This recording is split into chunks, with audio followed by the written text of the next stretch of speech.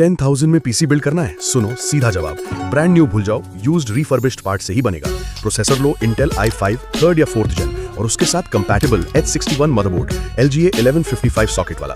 ये मदरबोर्ड सस्ते में Amazon या लोकल शॉप से 1200 से 1800 रुपए में मिल जाता है।